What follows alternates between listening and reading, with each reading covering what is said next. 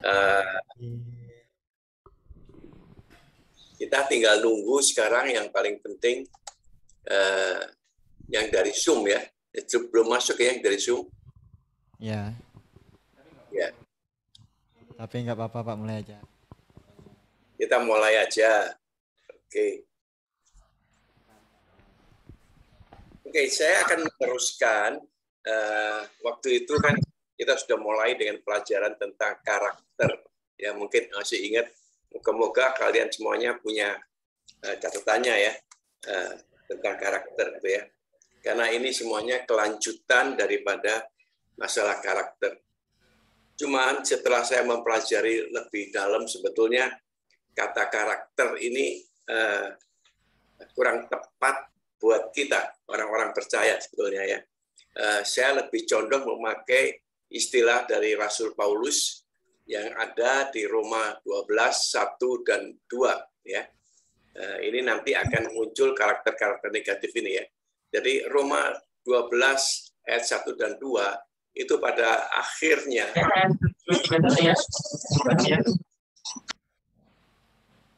ya sudah bisa masuk. Itu Roma 12, 1 dan 2 itu terutama di ayat pasal ya ayat 2-nya itu kan terakhir mengatakan berubahlah budimu gitu ya. Nah, kata budi di sini sebetulnya itu mencakup karakter, mencakup cara berpikir kita, mencakup kelakuan kita juga. Budi di sini sangat menurut saya sangat bagus sekali untuk kita pelajarin. Karena kalau karakter itu kadang-kadang hanya sebagian sebetulnya dari kata budi ini ya. Jadi budi ini lebih penting sekali. Ya, cuman gimana pun juga kita tahulah apa masalahnya tentang budi ini, gitu ya.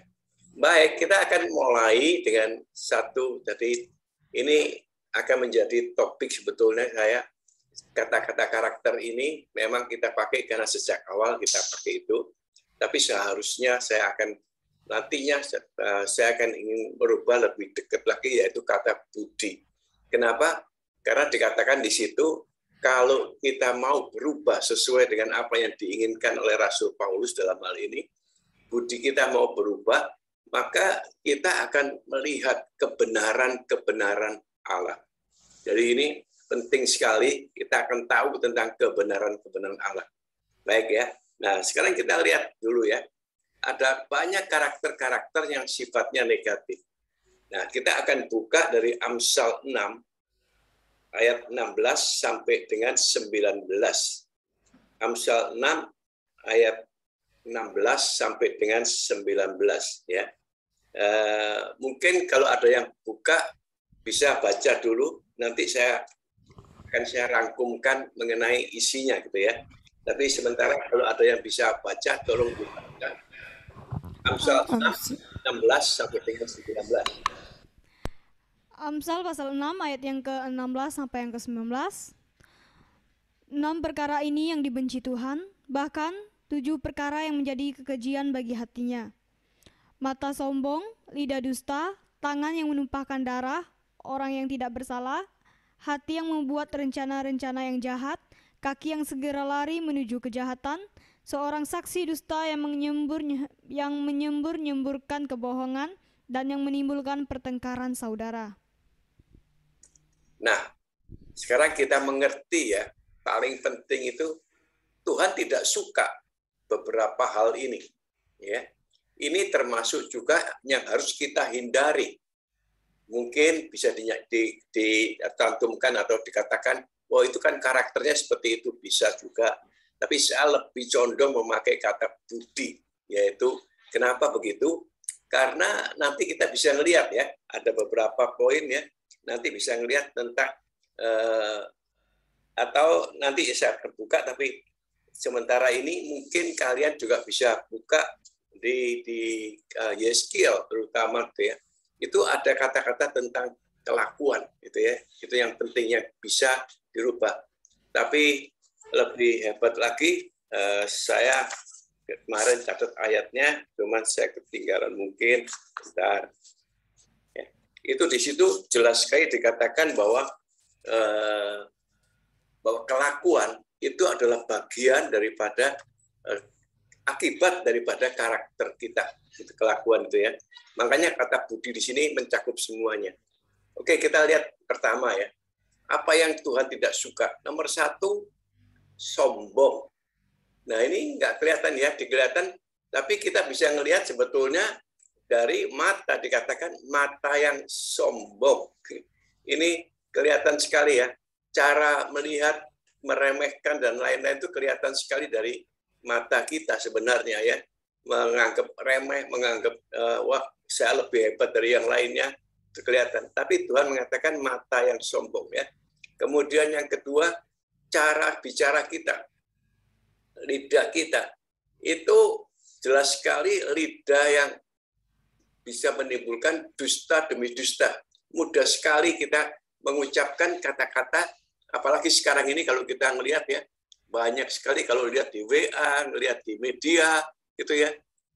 Baru saja kemarin saya menerima satu berita bahwa istri daripada Gus Dur, Ibu Nuriyati itu meninggal, gitu ya.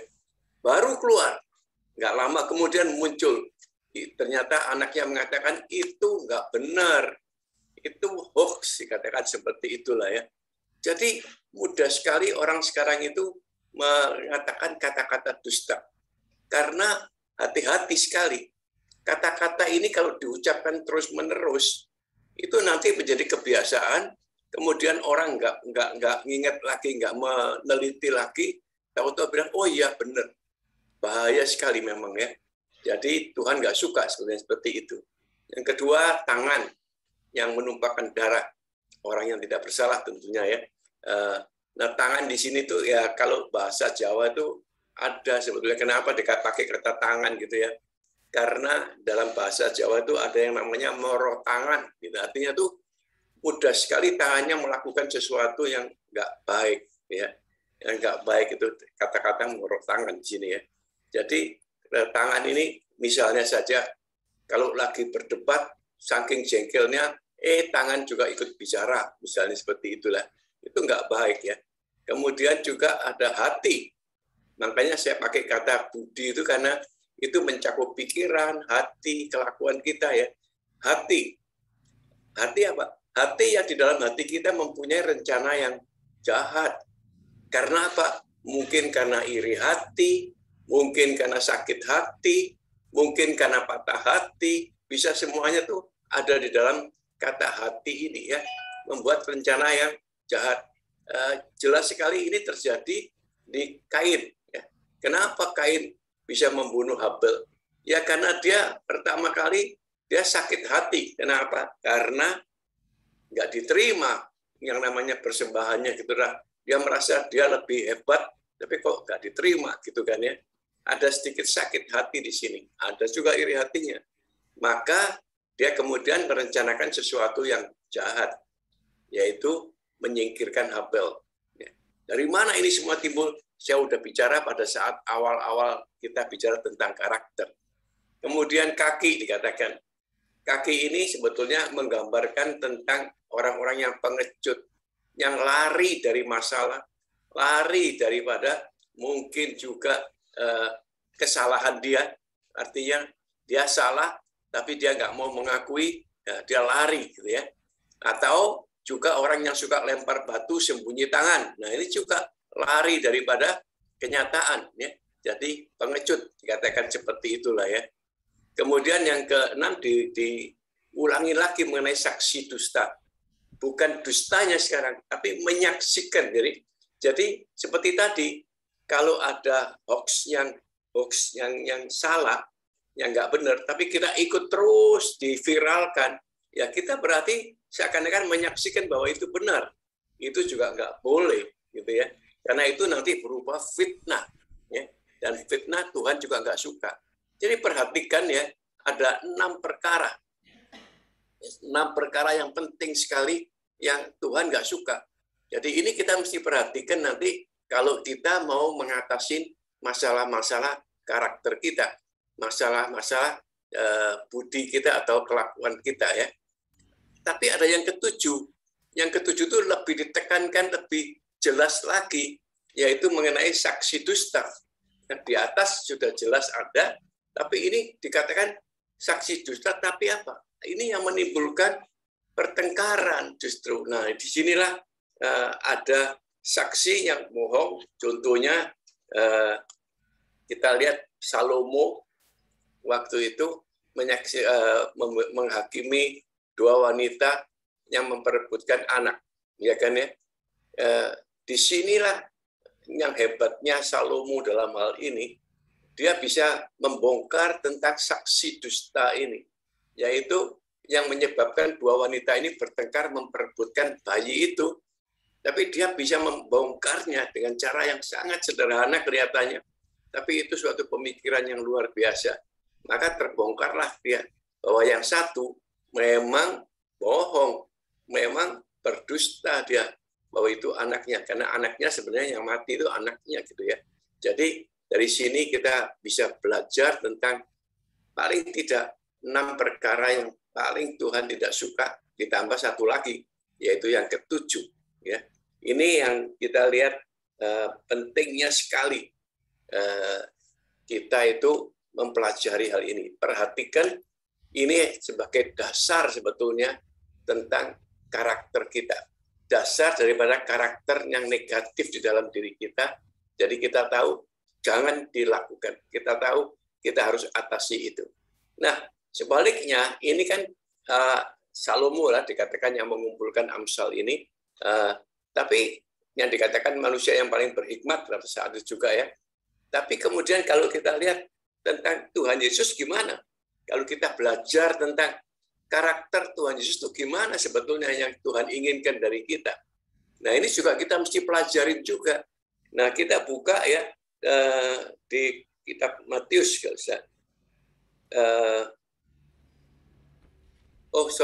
Saya sebelum ke sana, saya ingin melangkah ke ini, ke perintah, maksudnya ke Musa.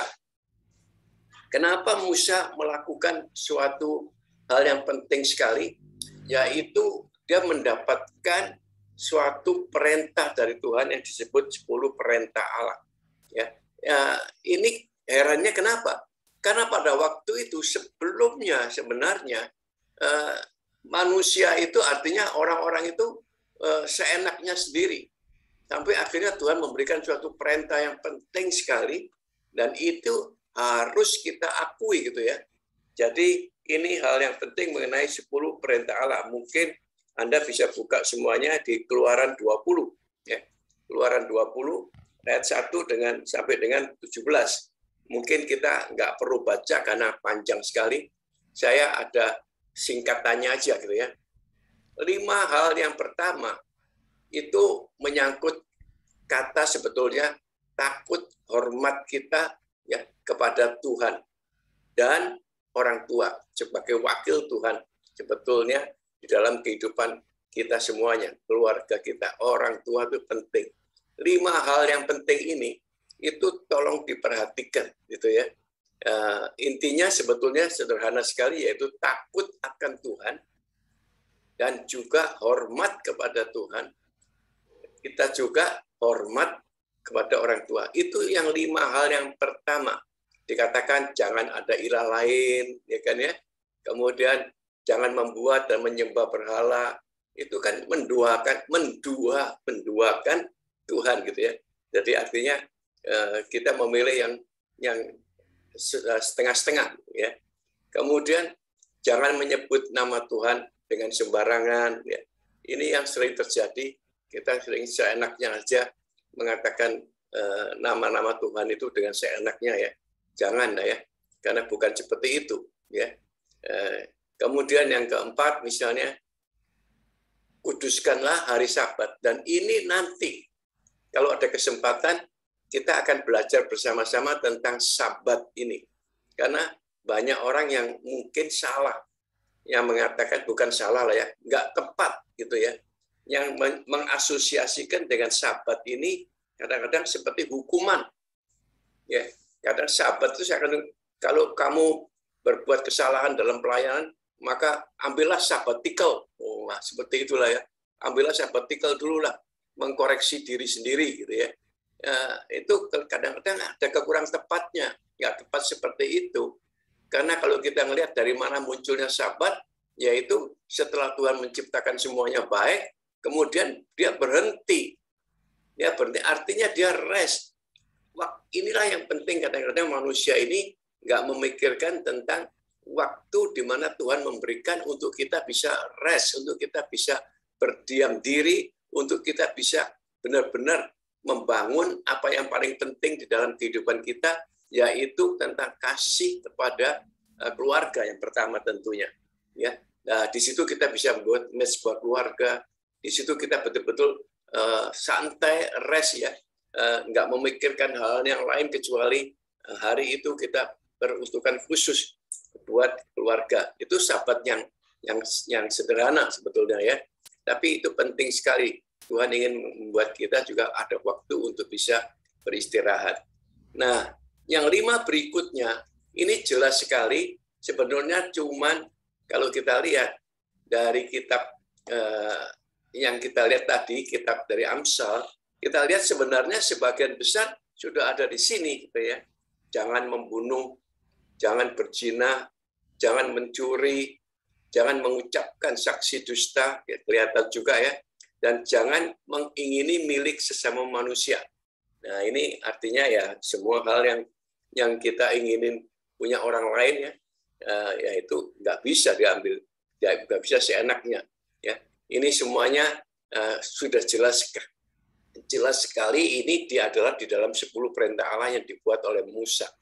Ya, saya cuma ingin membandingkan saja, ya, membandingkan dengan yang pertama tadi, apa yang penting sekali yang Tuhan tidak suka, kemudian dengan yang kedua, Tuhan juga memerintahkan satu aturan, gitu ya, supaya kita bisa melakukan hal-hal yang benar di mata Tuhan, gitu ya. Ini adalah aturannya. Jadi bukan cuma Salomo memberikan suatu indikasi yang benar, yang besar, yang luar biasa, tapi juga tolong di sini kita kembali ke perintah Tuhan, kita lihat, oh begitu ya. Nah, kemudian ini yang penting sekali, gimana Yesus sekarang? Karena ini yang paling penting, karena kalau Yesus datang, kemudian dia memberikan contoh, dia mengajarkan, dan juga memberikan contoh kepada kita, yaitu bagaimana seharusnya kita menghadapi kehidupan ini. Dan ini sangat berkaitan dengan kelakuan dan karakter kita. Atau sangat, kalau saya, adalah budi kita. Itu yang harus mengerti tentang kenapa Tuhan mengatakan seperti itu. Ya, itu bisa dilihat nanti dari kitab Matius 5. Ya, kitab Matius 5, ayatnya yang ketiga sampai dengan 12. Ya, itu saya perhatikan apa yang dikhotbahkan oleh Tuhan Yesus di bukit. Ya, sebentar nanti mungkin Ibu Nei akan keluarkan ini ya. Saya udah buat ya, tentang perhatikan khotbah Yesus yang ada di bukit. Nah, ini keluar semuanya. Sekali lagi, saya juga nggak akan membaca ini. Mungkin nanti akan terlalu panjang untuk membaca ini. Tapi saya ingin kalian semuanya betul-betul mempelajari dan mencatatnya, gitu ya. Jadi, saya ingin katakan sekarang, nomor 1. Berbahagialah orang yang miskin di hadapan Allah. Ini kan kalau kita konotasikan dengan kehidupan kita, loh, kok justru Tuhan kan memberkati kita, kenapa kok dikatakan miskin di hadapan Allah? Ya, ini sungguh-sungguh kata miskin di sini adalah kita terlalu merasa bahwa kita kurang dekat dengan Allah, kita kurang dekat dengan Tuhan, kita kurang mengerti keinginan-keinginan Tuhan. Jadi kita mau dekat, mau belajar. Orang-orang yang seperti itulah yang terus mendekat kepada Tuhan. Karena kita tahu bahwa kita tuh nggak ada apa-apanya. Yang punya semuanya kan Tuhan. Jadi kita tahu bahwa kita memang miskin, sangat miskin sekali gitu ya. Jadi kita mendekat kepada yang pemilik semuanya itu. Nah, jadi di sini kalau kita bisa merasakan itu, maka ada suatu gairah untuk kita untuk belajar ke situ. Ya. Jadi dikatakan bahkan mereka yang mempunyai kerajaan surga, justru mereka lah sebetulnya yang paling penting buat kita. Mereka yang mempunyai kerajaan surga. Ini Tuhan Yesus sendiri loh yang mengatakan. Dia khotbahnya begini ya, nggak gampang gitu ya. Kemudian yang kedua, berbahagialah orang yang berduka cita. Lah kan lucu kan? Secara manusiawi kalau kita lagi berduka cita ya, mana bisa berbahagia? Kita pasti merasa kehilangan, kita pasti merasa ya namanya duka cita tuh kan selalu ada. Tapi di sini yang dimaksud oleh Tuhan bukan yang seperti itu. Artinya apa? Orang yang berduka cita itu orang yang mengerti tentang apa yang Tuhan sebetulnya miliki dan yang Tuhan sedang kerjakan di dalam kehidupan kita. Contohnya sederhana sekali. Kita berduka cita karena kita kehilangan misalnya sesuatu. Tapi kita tahu duka cita kita ini nggak bisa berlarut-larut. Kenapa? Karena itu kepunyaan Tuhan sendiri semuanya. Kalau itu kan semua titipan Tuhan buat kita. Jadi artinya yang paling penting di sini adalah orang yang berduka boleh, bukan nggak boleh, boleh. Karena itu susah sekali kalau kita katakan kita nggak berduka karena masalah-masalah kehilangan yang luar biasa misalnya. Tapi justru disitulah dikatakan mereka itu yang akan dihiburkan. Jadi hebatnya di sini Yesus itu mengajarkan tentang ya kalau kamu lagi susah, ingat ya Tuhan akan menghibur kamu justru. Ya, cuman susahnya itu bukan susah karena kita enggak, misalnya saja kita kehilangan, katakan ya, saya baru saja bertemu dengan seseorang yang kehilangan anaknya, ya, dan dia sangat mencintai anak itu sehingga terus terang aja dia menangis berhari-hari bahkan sampai hari ini katakan gitu ya, dia sedih sekali karena anaknya udah besar sekali umur 19 ketika meninggal.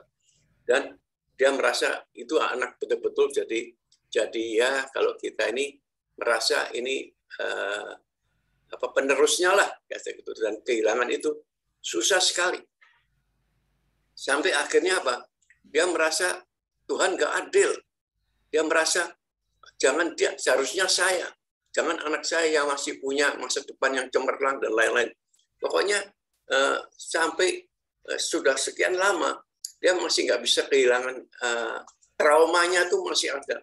Dia tanpa dia sadar, dia lagi sakit hati sama Tuhan. Kenapa? Karena dia bilang, kenapa? Kan saya udah minta, kan saya udah melayani, kan saya sudah melakukan semuanya yang baik yang Tuhan berikan. Kenapa dia yang punya masa depan yang jauh lebih hebat daripada saya sendiri? Kenapa? Dan kenapa? Intinya sebetulnya dia berduka cita, tapi intinya dia lagi menyalahkan Tuhan. Dia lagi nggak merasa Tuhan tidak adil. Nah, duka cita yang semacam inilah yang sebetulnya Tuhan nggak suka. Karena Tuhan katakan sebetulnya apapun yang ada pada kita itu adalah milik Tuhan. Kita cuma dititipin aja. Entah itu mungkin keluarga kita, entah itu mungkin kekayaan kita, harta kita, entah itu apa sajalah. Sebenarnya kan semuanya titipan Tuhan buat kita untuk kita lakukan dengan sebaik-baiknya. Makanya disitulah Tuhan katakan, kalau kamu merasa begitu, oke. Tapi ingat, jangan jauh-jauh dari Tuhan, karena dia nantinya akan menghibur kita. Ya, dihiburkan, katakan seperti itu. Yang ketiga, berbahagialah orang yang lemah lembut. Ya, ini banyak sekali ya, yang orang Kristen dikatakan, wah jangan jadi orang yang seperti itu. Kalau diberikan pipi kanan katanya atau kiri, tamparlah pipi kanannya segala macam gitu ya. Oh itu lemah lembut, bukan seperti itu. Bukan seperti itu. Tegas dan lemah lembut itu beda sekali. Ya. Tapi lemah lembut di sini dikatakan justru mereka yang memiliki bumi. Artinya kalau kita bisa melakukan ini dalam kehidupan kita itu sebenarnya sudah benar-benar hidup di tempat di mana kita ditaruh oleh Tuhan, yaitu di bumi ini. Karena mereka lah yang akan memilikinya itu ya. Dan ini ya nanti kita akan bicara lebih dalam lagi ya. Mungkin pada pelajaran-pelajaran yang berikutnya gitu ya. Cuman hari ini kita akan melihat dulu apa yang Tuhan tidak suka, melihat dulu apa yang Tuhan perintahkan melalui Musa, dan kita melihat juga apa yang Yesus inginkan, yang Yesus ajarkan kepada kita. Jadi 3 hal ini saja hari ini kita akan pelajari nanti pelan-pelan ya. Kemudian kita sampai di keempat, berbahagialah orang yang lapar dan haus akan kebenaran. Nah, ini sudah jelas sekali. Ya, lapar dan haus akan kebenaran. Karena itu Rasul Paulus mengatakan, berubahlah budimu. Di situ engkau akan melihat kebenaran-kebenaran Tuhan itu sendiri. Engkau akan mengerti, engkau akan tahu tentang kebenaran Tuhan itu. Maka dikatakan, berbahagialah orang yang seperti itu. Yang kepingin tahu terus, kepingin mencari terus kebenaran yang sejati itu apa sebenarnya. Karena mereka akan dipuaskan, mereka akan merasa puas ketika mereka bisa merasa seperti itu. Ya, banyak contoh, mungkin kesaksian demi kesaksian tentang hal ini. Gitu ya. Tapi sementara ini kita pelajarin dulu poin-poinnya dulu. Gitu ya. Kemudian yang kelima, berbahagialah orang yang murah hati, generous. Nah, ini sekarang ini kelihatan sekali ya. Banyak sekali orang-orang yang memberikan kesaksian yang luar biasa, ya.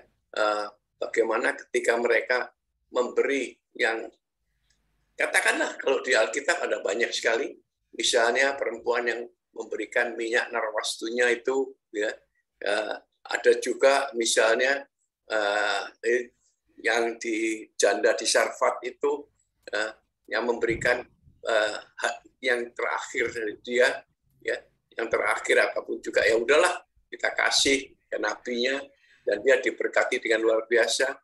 Ada juga mungkin wanita yang waktu ketemu Samaria, wanita Samaria yang ketemu Tuhan Yesus di sumur itu, ya, kemudian Tuhan Yesus minta sesuatu aja, dia langsung memberikan, yaitu air untuk Tuhan sendiri.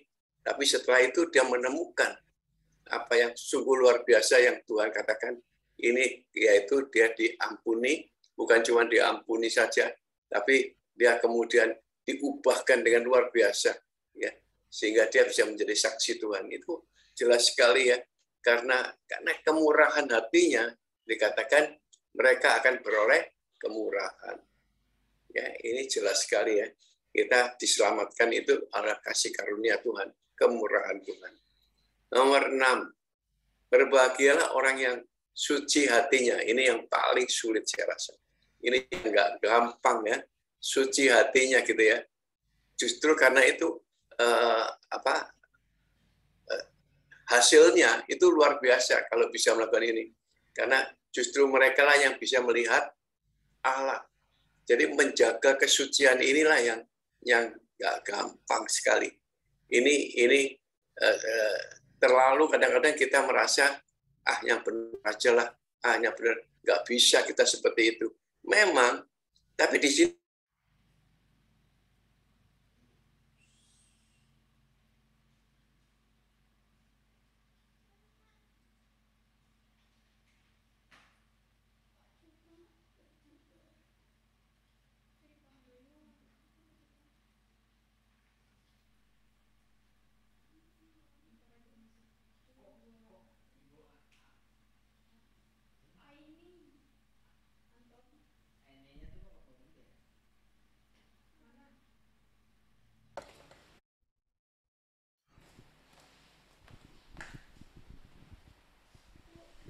Silakan Pak. Iya. Oke. Nomor 6 ya. Nomor 6 itu berbahagia orang yang suci hatinya. Tadi yang saya katakan sulit ya, nggak mudah ya. Tapi justru mereka akan melihat Allah. Ya, jadi ini penting sekali. Mereka-mereka lah yang benar-benar menjaga suci hatinya. Tentunya ini salah satu karakter yang nggak gampang gitu ya. Tapi saya percaya dengan pertolongan dan bersama dengan Tuhan kita bisa melakukan itu. Yang ketujuh, berbahagialah orang yang, nah ini yang kadang-kadang kita nggak bisa menerima, dianiaya oleh sebab kebenaran. Kita mengatakan kebenaran, tapi justru dibalak-balik, akhirnya kita teraniaya. Karena mereka yang punya kerajaan surga. Jadi hal ini yang kadang-kadang kita nggak menyadari betapa pentingnya.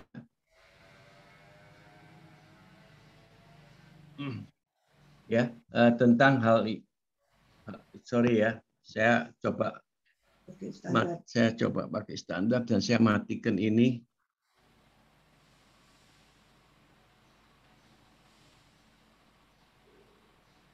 Oke. Jadi di sini yang terakhir yaitu tentang ke-8, berbahagialah karena aku. Nah, luar biasa di sini akunya adalah Tuhan. Kalau kamu dicela, kalau kamu dianiaya dan difitnah. Nah, ini semua upahmu besar di surga ya katakan. Nah, jadi saya hari ini cuman membawakan 3 poin ini dari firman Tuhan ya, yang penting sekali karena nantinya di berikutnya itu ada banyak sekali yang perlu kita pelajarin ya. Tapi sampai di sini saya ingin menekankan terus-menerus, tolong ini adalah suatu yang pertama, suatu kelakuan atau suatu karakter yang Tuhan nggak suka. Itu yang pertama ya, yang kita ambil dari Amsal 6 tadi ya, yaitu kesombongan, dusta, kemudian mudah sekali emosi lah ya, menumpahkan dengan tangan kita atau dengan apapun juga ya. Kemudian yang keempat yaitu hati kita yang mempunyai rencana dari di dalam, orang nggak tahu tapi di dalam diri kita punya rencana-rencana yang tidak baik. Kemudian pengecut, kemudian juga dikatakan di sini menjadi saksi dusta. Itu semuanya jelas sekali Tuhan tidak suka. Jadi kita belajar sekarang apa yang Tuhan sebenarnya tidak suka. Itu lebih penting. Nanti kita akan mencoba untuk merubah bagaimana kita bisa merubah karakter kita dengan hal yang seperti itu. Artinya tidak seperti itu. Ya, jangan salah ya. Itu yang pertama, poin pertamanya. Yang poin keduanya, kita mempelajari juga Tuhan sudah memberikan perintah yang jelas sekali melalui Musa. Dan itu yang harus kita jaga. Jadi ini merupakan karakter-karakter dasar yang penting sekali yang kita mesti mengerti dan kita bisa ikutin hal itu. Kemudian yang ketiga adalah mengenai Tuhan Yesus sendiri mengajarkan.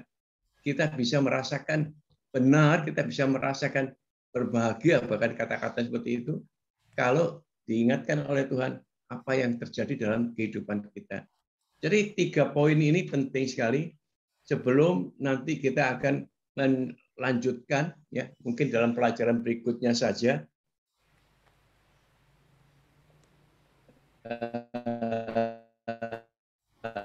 Saya memang sudah lanjutkan di pelajaran karakter-karakter negatif ya yang hasil daripada sebenarnya impartasi kejahatan itu ya dalam kehidupan kita. Itu akan kita pelajari nanti pada mungkin Jumat depan ya. Jumat depan kita akan mempelajari dan kemudian yang paling penting nantinya bagaimana kita mengatasi kalau itu terjadi gitu ya. Misalnya kalau kita sedang marah, kalau kita tersinggung misalnya gitu ya. Bagaimana cara kita mengatasi, bagaimana kita bisa mendeteksi misalnya bahwa itu nggak benar gitu ya.